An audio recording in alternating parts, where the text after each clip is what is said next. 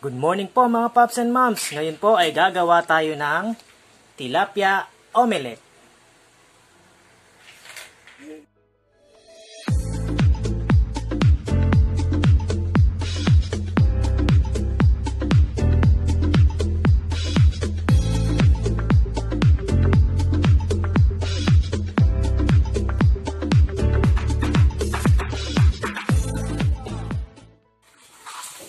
Ito po mga Pops and Moms, i-coat muna natin ang ating tilapia sa flour.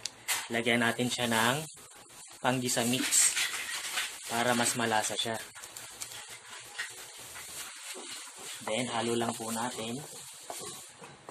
Tsaka natin siya i-coat.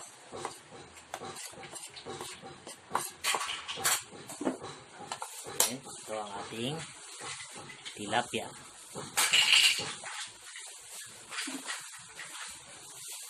Then mamaya bago natin siya iprito, papalamanan natin siya sa loob ng omelette.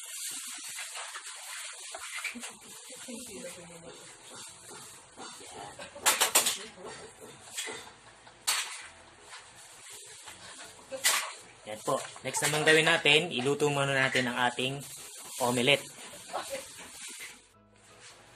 Yan po mga Pops and Moms, nagpainit na po ako ng ating mantika sa kawali. Igisa muna natin ang ating onion.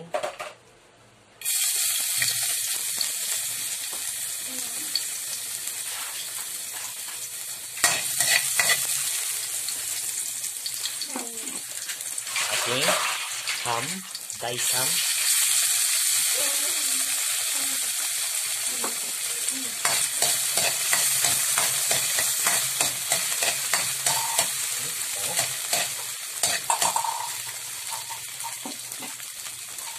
Then ang ating egg.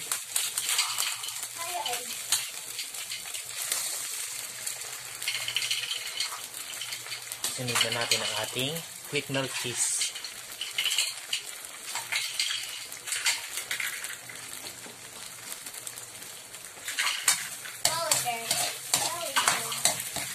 Hindi na po natin siya nilagyan ng asin kasi meron na tayong cheese. Maalat na yung cheese natin.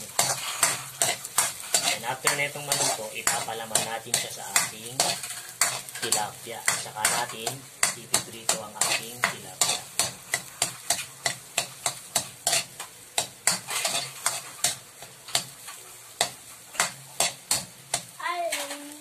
Yan po, luto na po siya.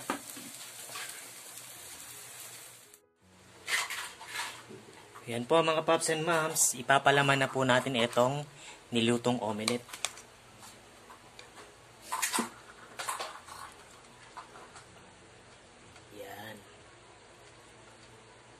Siksik natin siya para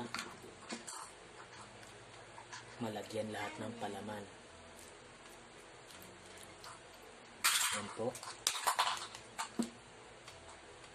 Pati sa ulo.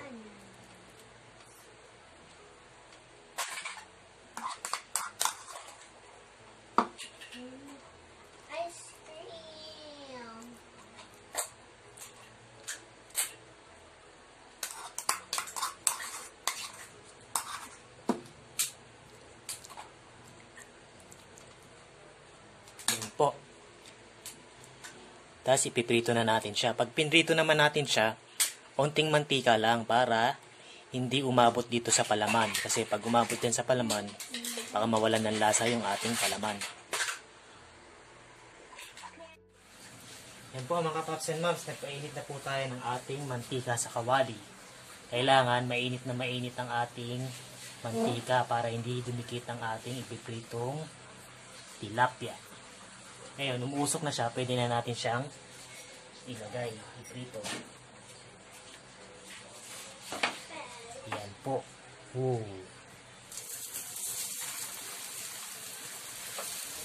Hintayin lang natin siya mag-golden brown ulit bago natin siya hanguin.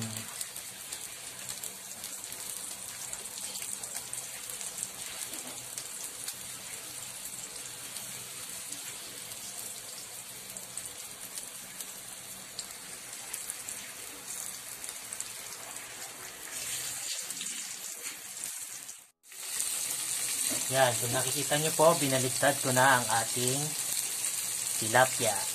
Once na nag-golden brown na ulit yung kabila niya, pwede na natin siyang hanguin.